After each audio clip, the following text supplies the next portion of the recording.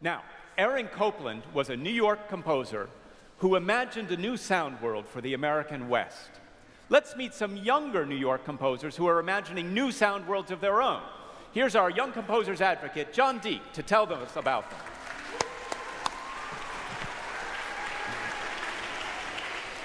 Well, you have just heard some great music played by all these musicians, and we have seen how beautifully you guys can dance and paint and draw, so we know that you're artistic and musical, and we'd love to see you express yourselves, because this orchestra belongs to you as much as it does to the masters. The future of music is yours.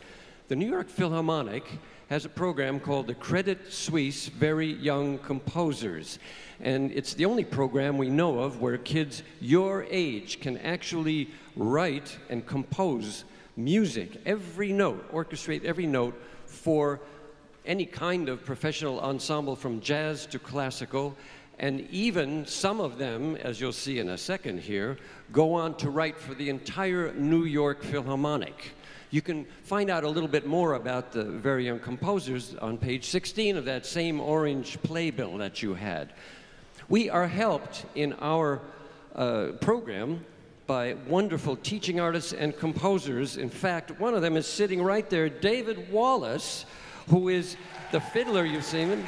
David helps us in the program. I'll bet you'd love to study with people like this, and there are a lot more equally famous and wonderful composers. Danny Felsenfeld right there, Avery Griffin, Justin Hines with Ingrid Camillo, and Richard Carrick, so many more. In fact, we've got, I don't know how many all over the world now. We are supported by ASCAP, we're supported by the Solander and West Foundations, and many more, New York Youth Symphony.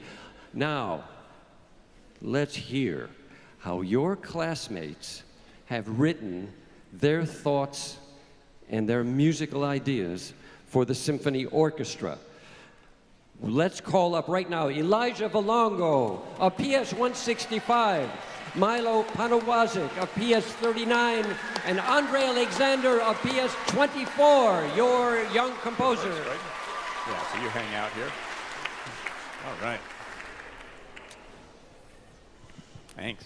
Well, welcome, guys. We're going to begin with Elijah Valongo, right up here. We're going to hear your piece called Lord of the Strawberries. Now, that's an unusual title, so tell us what it means. Well, at the time I was writing this, I couldn't find a title, so I was thinking about Strawberry Fields and Lord of the Flies, so that describes my piece. Right, Strawberry Fields, the song, and Lord of the Flies, the novel. Okay, so what should we listen for in the piece? The cowbell. The cowbell, okay. Cowbell's an instrument that's hard to miss. Let's hear the world premiere of Lord of the Strawberries.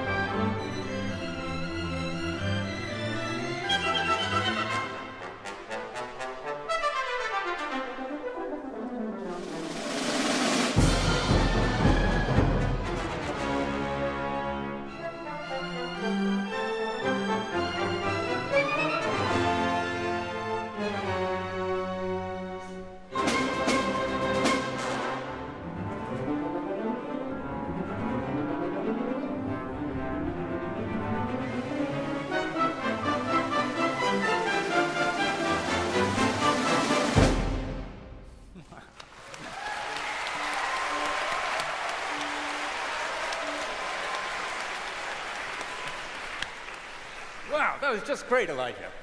Now, let's hear from Milo Panawazic. Looks like you've got some friends here. Your piece is titled The Globetrotter. Who is this Globetrotter?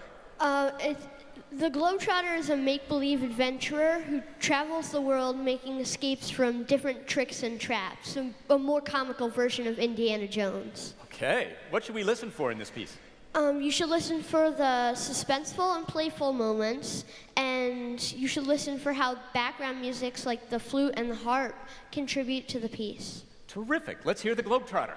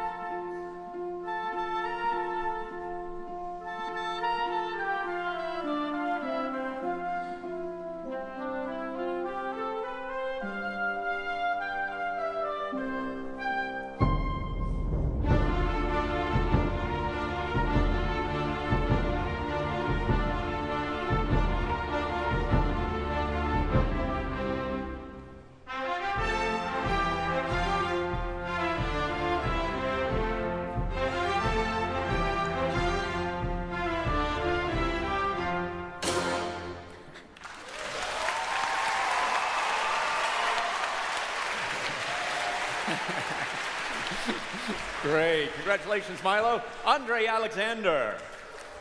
Great to have you here. Your piece is titled Midnight in New York City. Now, how you know about midnight in New York City, I don't want to know, but I want to know what it's like. Midnight in New York City is very exciting, just as I think of my piece as. Yeah, it's an exciting place. And what should we listen for in your piece?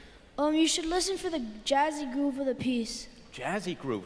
Where'd you learn to put a jazzy groove in the piece? Well, since I was a little kid, I've always been listening to jazz music, so I've been tried to be inspired by many of the great solos and licks of other jazz musicians. Wow, terrific. Let's hear Midnight in New York City.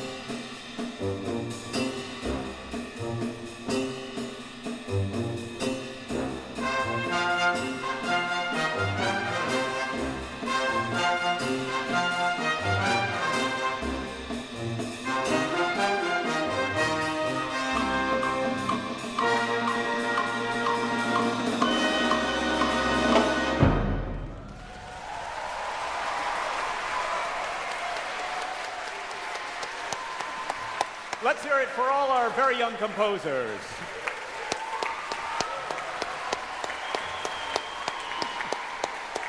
Terrific.